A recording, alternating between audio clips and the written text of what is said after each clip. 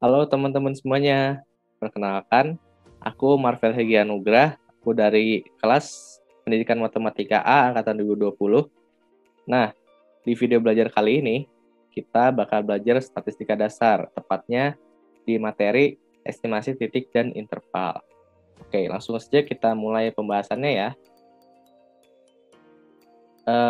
Untuk pengertian estimasi titik dan interval, kita memakai sebuah cerita berikut ini. Jika seseorang ingin mengetahui rata-rata motif atau rata-rata usia yang mengikuti demonstrasi dari jutaan orang yang demo, nah maka akan memakan waktu dan biaya, bahkan hampir tidak mungkin untuk menanyai satu persatu semua pendemo usianya berapa gitu, ditanya satu-satu. Jadi tidak mungkin ya. Nah, jadi hal yang dapat kita lakukan adalah dengan mengambil beberapa pendemo secara acak atau melakukan sampling namanya ya. Kemudian dihitung rata-rata sampelnya. Nah, rata-rata sampel tersebut dianalisis apakah rata-rata sampel yang diperoleh dapat mewakili gambaran semua pendemo. Nah, teknik menganalisis itulah yang disebut teknik estimasi. Jadi estimasi itu seperti memperkirakan dari sekian juta pendemo, kita mengambil sampel kira-kira berapa ya rata-rata usianya, seperti itu. Oke, kita lanjut. Nah, ini adalah definisi-definisinya ya. Yang pertama, estimasi titik.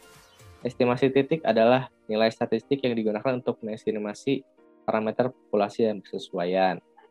Nah, terus ada estimasi interval. Jadi estimasi interval adalah nilai statistik dalam bentuk interval di mana nilai parameter populasi diperkirakan berada pada interval tersebut. Misalnya yang tadi usia pendemonya kira-kira berapa tahun sih? Nah, kita bisa mengestimasi pakai interval, misalnya usia pendemo tersebut berkisar antara 20 sampai 25 tahun. Nah, itu berarti estimasi intervalnya.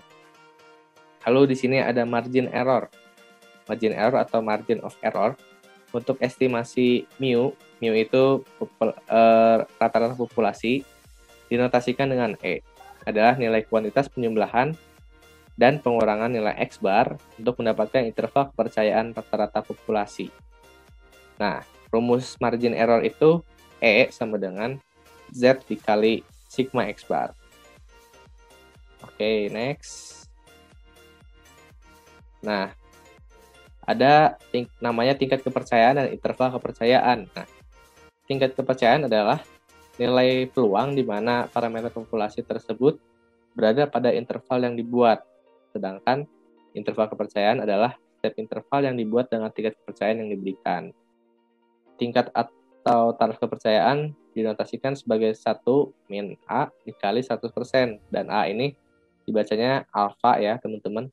Disebut tingkat atau taraf signifikan dan 1 min alfa disebut koefisien kepercayaan. Jadi nanti tingkat kepercayaan itu biasanya dalam bentuk persen ya teman-teman. Biasanya 90% atau 95% atau 99%. Nah, terus ada cara menentukan ukuran sampel. Jadi kalau misalnya tadi ada 5 juta pendemo gitu misalnya ya. Nah, kita mengambil sampel nih buat mengetahui berapa sih rata-rata usia yang mendemo itu. Nah, ukuran sampel yang harus kita ambil itu bisa dirumuskan sebagai berikut. N sama dengan Z kuadrat dikali sigma kuadrat per E kuadrat. Nah, Z itu distribusi normal dan sigma itu simpangan bakunya. Dan E adalah margin error yang sudah kita pelajari yang tadi sebelumnya. Oke, lanjut. Nah, ini biasanya ya tabel Z yang paling sering dipakai nih. Ada 90%, 90% itu 1,64, 95% 1,96, 96% 2,05 sampai 99% itu sekitar 2,57 atau 2,58. Ini lebih baik teman-teman hafalkan. Jadi kalau misalnya nanti ujian bisa langsung kalau kepercayaannya 95% langsung 1,96 seperti itu. Nah, ini adalah rumus estimasi titik dan interval ya teman-teman. Gimana cara mencari estimasi sebuah interval gitu ya. Yang pertama, kalau simpangan baku populasinya diketahui, jadi kita punya nilai sigma nih. Kalau kita punya sigma, rumusnya adalah ini yang di tengah itu mu ya. Mu itu rata-rata populasi. Nah, rata-rata populasinya itu dalam bentuk interval. Jadi kalau interval sebelah kirinya itu X bar dikurang Z dikali sigma X bar. Kalau yang kanan X bar ditambah Z kali sigma X bar. Jadi yang kiri sama yang kanan cuma berbeda tanda. Yang kiri dikurang, yang kanan ditambah. Nah, di mana sigma X barnya itu ini. Sigma X bar itu sigma per akar N. Sigma itu simpangan baku populasi, dan N itu jumlah sampelnya berapa. Dan Z adalah distribusi normal baku. Lihat tabel distribusi normal baku yang tadi ya, yang sebelumnya. Oke, lalu kalau simpangan bakunya tidak diketahui, jadi kita cuma tahu simpangan baku sampelnya aja nih. Nah, simpangan baku populasinya nggak diketahui, maka kita pakai T bukan pakai Z, dan sigma-nya itu kita ganti sebagai S. Jadi rumusnya X bar dikurang T dikali S X bar. Kalau yang kanan X bar ditambah T dikali S X bar. Di mana S X bar itu S per akar N. S-nya itu simpangan baku sampel. Dan T adalah distribusi student. Nah, kita juga harus melihat tabel distribusi student. Teman-teman bisa cari di internet banyak tabel distribusi student ya. Oke, nah di sini aku juga mau ngajarin gimana cara mencari nilai Z ya, pakai aplikasi namanya aplikasi Minitab nih. Jadi daripada kita susah melihat tabel Z, kita pakai aplikasi ini lebih mudah. Bagaimana caranya? Nah, pertama kita buka aplikasi Minitab dulu nih. Lalu di atas itu ada tab graph, klik tab graph, lalu pilih yang probability distribution plot. Nah, habis itu muncul seperti ini. Nah, kita pilih yang view probability. Oke, kalau udah diklik ini, klik OK. Habis itu muncul seperti ini, yang kanan. Nah, distribusinya kita pilih distribusi normal, karena kita mau mencari Z. Tapi kalau kita misalnya mau mencari T, kita tinggal ganti distribusinya dengan distribusi T. Oke, lanjut. Nah, terus kita klik yang shaded area ini nih. Shaded area-nya kita klik probability. Nah, pilihnya yang both tails ya, karena kita mengestimasi interval, kita pakainya uji 2 ekor gitu ya, two tails. Jadi pilihnya yang both tails. Nah, probability ini nilai alfanya teman-teman. Jadi misalnya kalau tingkat kepercayaan 90%, maka probability-nya atau nilai alfanya itu kan 0,1 ya. Nah, misalnya kalau 95%, jadi probability-nya 0,05 seperti itu. Kalau 99% 0,01 seperti itu. Nah, habis itu kita klik OK. Habis klik OK, nah bakal keluar grafik seperti ini. Nah, nilai Z-nya itu yang mana sih? Nah, nilai Z-nya itu yang ini, yang di lingkari merah yang bawah ini. Nih, ini kita tadi misalnya probability-nya 0,1, berarti tingkat kepercayaan 90%, itu nilai Z-nya min 1,64 dan 1,64, seperti itu. Cara mencari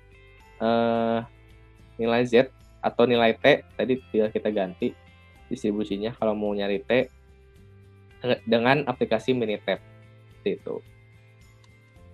Nah, selanjutnya kita ke contoh soal ya. Nah, sebuah perusahaan percetakan buku mempunyai koleksi buku teks baru. Sebelum menjual ke pasar, ia ingin mengetahui rata-rata pasar buku teks tersebut.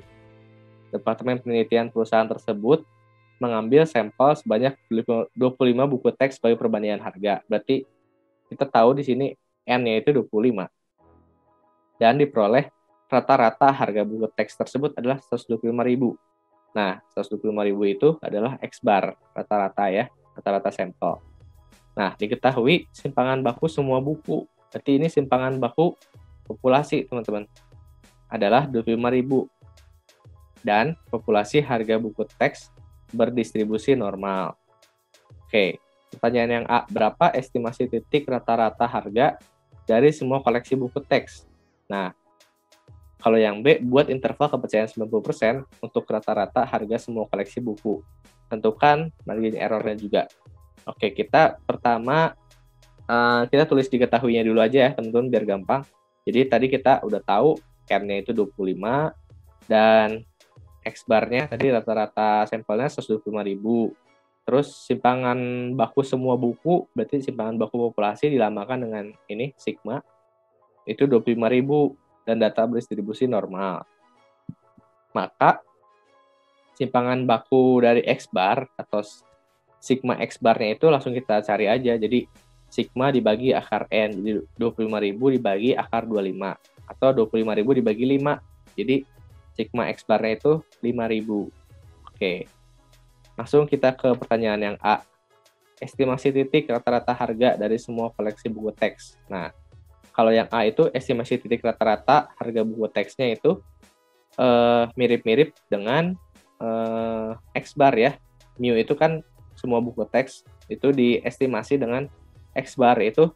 X-bar itu kan 125.000, berarti sekitar 125.000 juga. Tapi nggak tahu 125.000 itu kurang atau lebih gitu.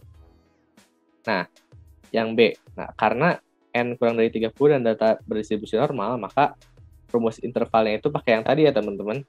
Pakai yang kalau yang kirinya X bar dikurang Z dikali ini tuh sigma X bar.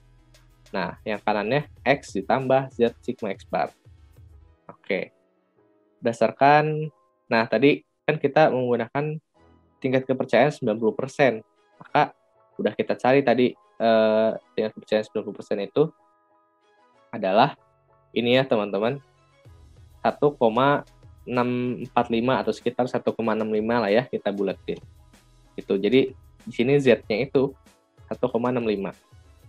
Sehingga interval kepercayaannya yang sebesar 90% itu adalah kita tengah-tengahnya tulis mu. Nah, di kiri sama di kanannya masukin rumus yang atas tadi yang ini. Jadi 125.000 dikurang 1,65 dikali 5.000. Kalau yang kanan 125.000 ditambah 1,65 dikali 5.000. Jadi kira-kira harga bukunya itu sekitar 116.750 sampai 133.250. Nah, kalau mau nyari margin error-nya itu kita tinggal pakai rumus yang Z dikali sigma X bar ya. Z-nya itu 1,65, sigma X bar-nya itu 5.000. Terus jadi 1,65 dikali 5.000, jadi margin error-nya sekitar 8.250. Oke. Nah, di sini kesimpulannya teman-teman. Jadi rata-rata buku teks berkisar antara ini ya, berdasarkan interval yang udah kita buat tadi, Rp116.750 sampai Rp133.250. Kita tidak dapat mengatakan secara pasti bahwa rata-rata semua buku itu berkisar 116.750 sampai 133.250, tetapi kita percaya 90% bahwa rata-rata harga semua buku teks berkisar antara 116.750 sampai 133.250. Jadi ini nggak sepenuhnya benar, jadi kita cuma percaya sekitar 90% saja bahwa harga bukunya itu antara segini loh, antara 116 sampai 133.000. Seperti itu. Oke, kita lanjut ke soal selanjutnya. Nah, ada misalnya perusahaan percetakan buku ingin mengetahui rata-rata per tahun orang dewasa mengeluarkan uang untuk membeli buku bacaan. Divisi penelitian perusahaan mengambil sampel acak sebanyak 54 responden. Diperoleh rata-rata sampel 2,5 juta dan simpangan baku sampel 300.000. Buatlah estimasi interval kepercayaan 99% untuk rata-rata populasi. Oke, jadi yang pertama kita tulis diketahui dulu. Nah, di sini diketahui yang pertama itu nih, mengambil sampel acak sebanyak 54 responden, berarti otomatis N-nya itu 54. Oke, dan diperoleh rata-rata sampel, berarti rata-rata sampel itu X bar, X bar-nya 2,5 juta, dan simpangan baku sampel ya. Ini teman-teman bukan simpangan baku populasi, jadi dilambangkan dengan S. Jadi S-nya itu 300.000. Nah, sampel berukuran besar, maka sampel mendekati distribusi normal. Oke. Simpangan baku berdasarkan nilai rata adalah Nah, jadi karena kita pakai S ya teman-teman, berarti nanti kita nggak pakai Z, tapi kita pakai T gitu, pakai distribusi T. Oke, langsung aja kita cari dulu nih S X barnya, yaitu S-nya itu kan 300.000, kita masukin 300.000 dibagi akar N, akar 54. Jadi sekitar 40.824,83 gitu. Nah, jadi sekarang kita mencari interval dengan tingkat kepercayaan 99% nih. Jadi alfanya itu 0,01 ya. Nah, karena ini two tails jadi kita bagi 2, jadi luasnya itu 0,05 dengan DF. DF itu derajat kebebasan, itu tuh N-1. Jadi 54 dikurang 1 jadi 53. Maka nilai T dari tabel adalah sekitar 2,672. Ini tuh tabel dengan DF 53 dan tingkat kepercayaan 99%. Nah, gimana cara nyari tabel ini? Nanti teman-teman bisa membuka aplikasi Minitab ya dengan cara yang udah aku ajarkan tadi di awal.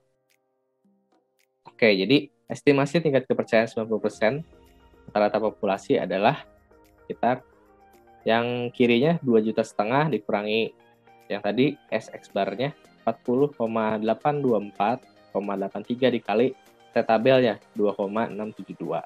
Yang kanan sama seperti yang kiri cuma jadi ditambah. Jadi 2,5 juta ditambah 40.824,83 kali 2,672. Jadi hasil intervalnya adalah sekitar 2,390916 sampai 2,6.009.084. Jadi kita mengetahui bahwa kira-kira gitu ya, kita mengestimasi orang dewasa mengeluarkan uang untuk membeli buku itu dalam setahun sekitar segini, sekitar 2,3 juta sampai 2,6 juta, seperti itu.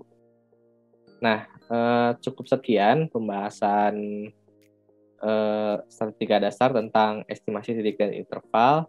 Aku mengucapkan terima kasih pada teman-teman yang sudah menonton video belajar ini. Terima kasih juga. Sampai jumpa di video berikutnya. Oke, sampai jumpa.